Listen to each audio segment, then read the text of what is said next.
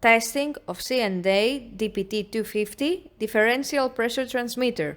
The transmitter has been set to the desired range from 0 to 960 mm water gauge. For testing, we add some pressurized air as power supply and as input signal and a water column.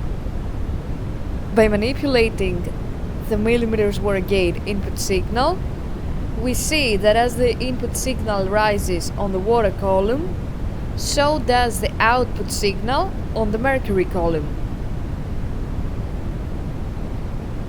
We see that at about 960 millimeters water gauge, the output is 1 bar, and we can see that at about 0 millimeters water gauge, the output is 0.2 bar.